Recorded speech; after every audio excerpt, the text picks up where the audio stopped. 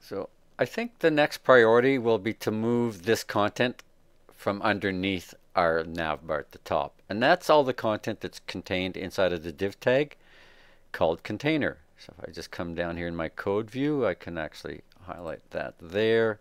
I can also highlight it on my tag selector at the bottom here, container. So with that selected, I still need to create the class style, but it has been added inside of the HTML. So with that selected, I'll hit the plus sign, and it does capture that.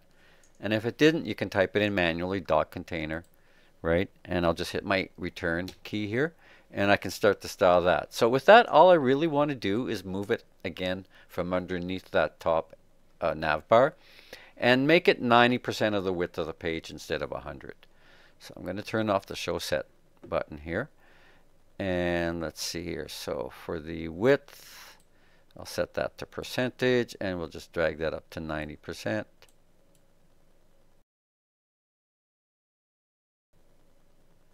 Okay, 90%, as you can see there. And I also want to center it actually as well. And that's also done in the margin setting, where you do a left and right auto. And that's how you center div tags. All right, so now it's centered, occupying 90% of the width. And let's see, oh yes, I wanted to move it down. That's also done in the margins, and I can just move it from the top.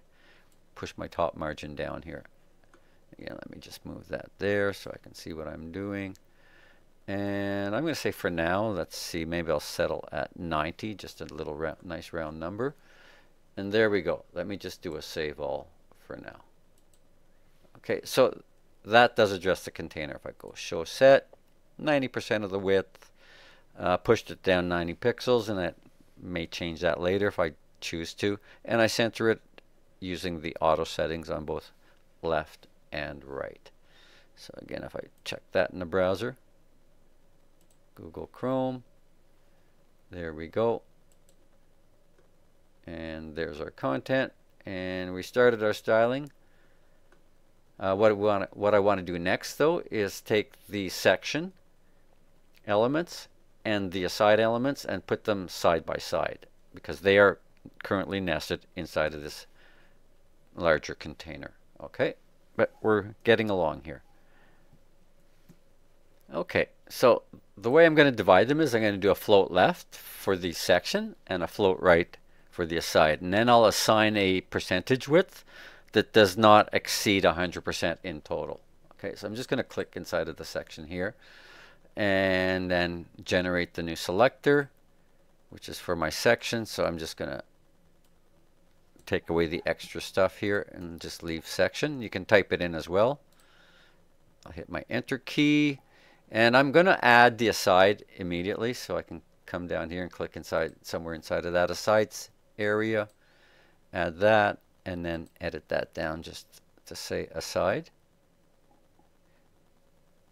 I was hitting the wrong key there. Okay, aside. So I'm going to just toggle between these two. So let's start with section, and I'll turn off show set, and I'm going to come down and float it to the left, and I'll also establish its width here. I'm going to just come down to percentages, and we'll drag that up. I'll start at 45 each, and then I'll tweak them. Okay, so there's like 45, and you can see the other one creeping up right along the right side already. And if I click show set, we got a width and a float. That's good enough for now. We may come down and make some fine tunings later, but that works for now. So let me select the aside and do a very similar treatment. So turn off show set. So this one I'll float to the right. All right, float right. And right now the width has to be shortened. That's why they're stacked. But once I bring this up to say, let's say I'll go about 35. And maybe I'll make this wider just to keep it interesting here. And yeah, that's the footer that you can see floating up at the top. And we'll deal with that shortly. So ignore the footer for now. Let's go back to section, and I can increase this now. And let's say I go up to, let's say, 58. I don't want to make it exact to give it just a little bit of buffer. 58 there. And what did I have on the side? 35. So that's, yeah, that just gives me a couple of percentages to play with. So let me just do a save all right now. And maybe we'll push our footer to the bottom. And we'll give it a background color so that we can see it. Okay, so I'll click inside of the footer area. We'll click add in our selectors. Oh, I guess I didn't actually click inside, but I'll just type it in, footer. Hit my enter key. And let's see, for the footer, I'm going to do a background color to start with, just so it'll be a little easier to see. And I guess I'll stick with those purples. And we'll go sort of medium to dark tone here. And it's huge right now. So let's just come down here. And let's see here. I want to do a clear both, which will push it below the section and the aside. All right. So let's just do a clear both, and hopefully it's down at the bottom here. Yes, it is. So at this point, I can go into the padding and increase the height, and I think I'll do that.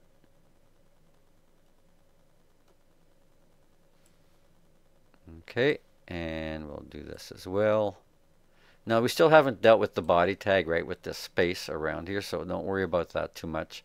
And I'm also going to use the body tag default color ultimately of white, but I will center this. Now I can actually just even center it here.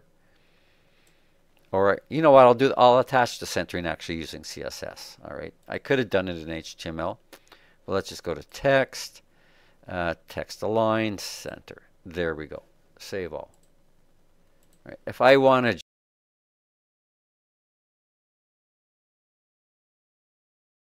columns. So maybe I'll address the images next. Or you know what? Let's address the body. I'm going to put a background image. Excuse me. We're going to close up these gaps with the margins set to 0. And then we'll actually change the font and the color. And then we can start to decorate and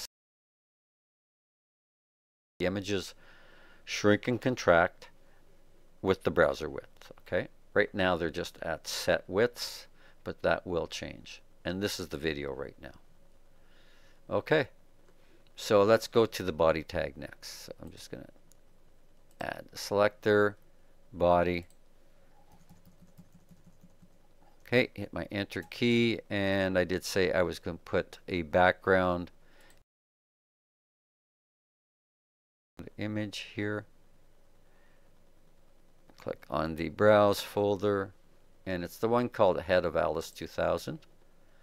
Click open there, and then we're going to set the background size to cover. Okay, and just leave it at that for now. So now we got some colorful backdrop. Of course, you can't read the text at all, so let's make the default font color white. All right, color. Under text, I'm just going to drag that to the white, hit my enter key. Now that's highly readable, and I'm just going to do a save all for that. Okay, let's see what we have so far.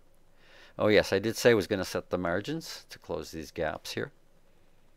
So we'll go down to margins, and I'm going to use the shorthand, and I'll set it to 0 pixels, which will set it on all 4 sides. And that did close the gap, and you'll notice the footer now does extend as well. Okay, we're really getting somewhere here.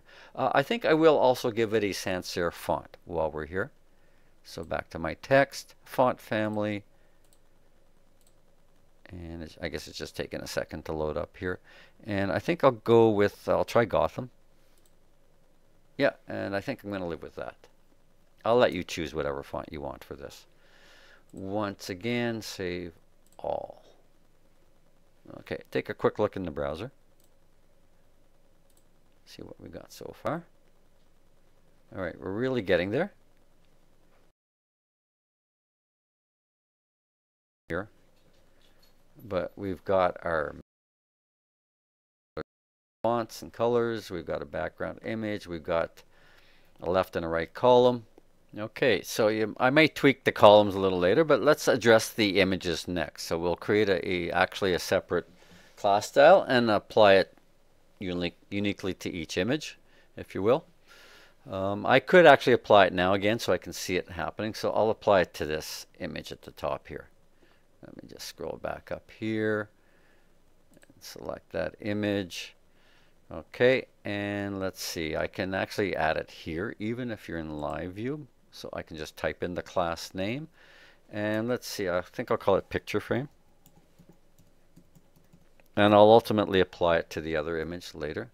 Just hit my enter key and accept that. And there it is there. It's blank right now. There's nothing on it, but it does exist. So that's the way you can add a class style name, if you will. And here it is here, like I said. So let's start with the width. I'm going to make it a percentage because it's going to be the percentage of the width of its container, which happens to be, in this case, the aside. Now, at 0, of course, you're not going to see it, but you can start to see it here, right? I will also make the height the same. Well, actually, yeah, let me just set that to 100. And I'm going to set height to auto, actually. That'll keep it proportional. Okay, I'll put a little picture frame on it. So we'll go to a border. And let's see the width. I think I'll settle with 4 pixels. 4. Style, I'll go with solid. And now you can see it there. Color, I will establish it as white. Okay, and I'm going to round the corners here a bit. So I'm just going to click this lock.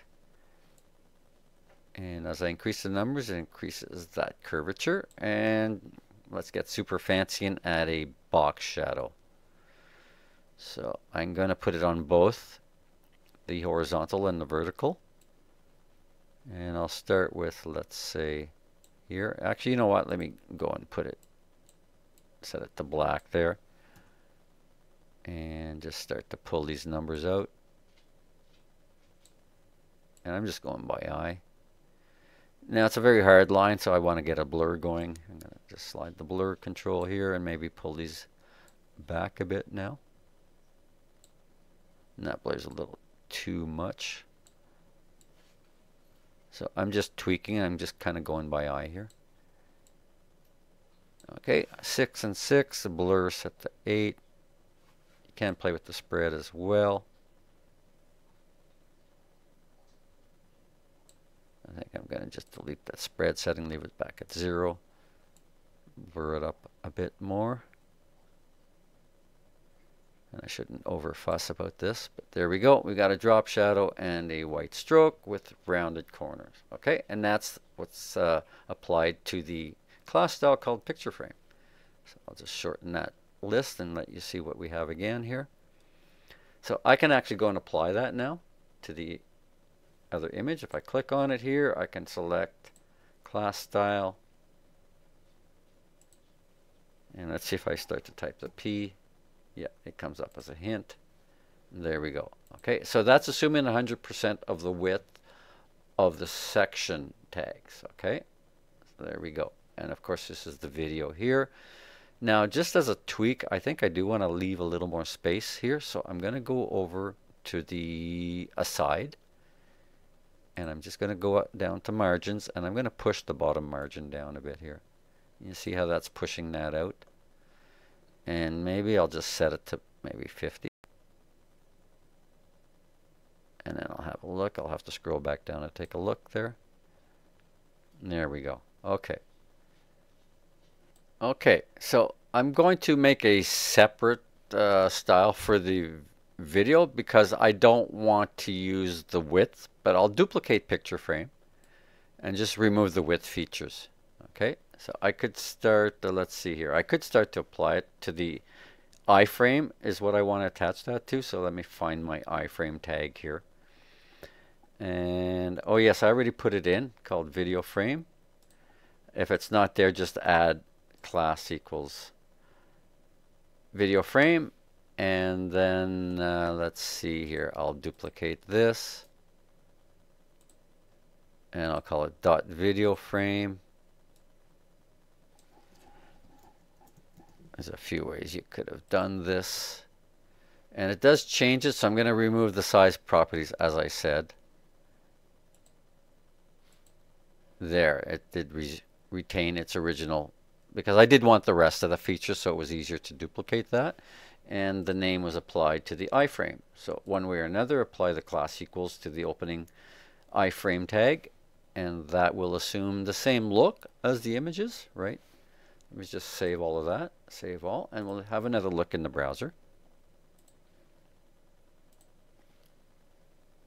And there we go, and there's the video, and if I click play, plays no problem. And again, if I resize the photos, the video stays constant, but the photos will resize, and that was the plan. Okay, so if you do want to tweak the space in here, I guess you can go into your aside. Well, let me just go over here into your section and asides. Another thing you can do, I'm not sure if I shared this with you, you can click and drag these to change where they sit inside of your list, and that does change the order in your file as well, just so you know. Okay. Oh yes, I was going to just maybe make this a little wider. Let's see the aside.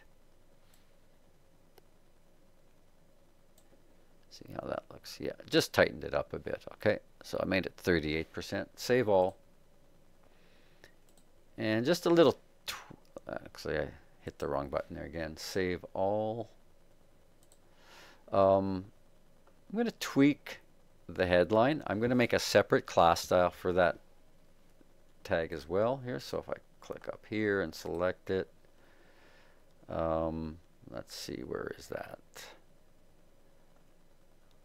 Just below the nav, right here, my H1. Let's see here if I put it class equals, and let's see, I'll just call it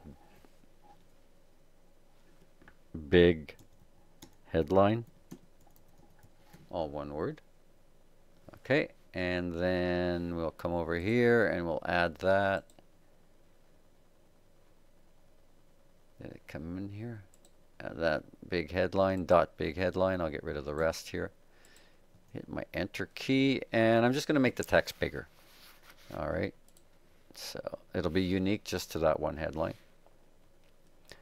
Let's see here, text, font size, and I'll use pixels here, and I'm just going to drag it up until I like it.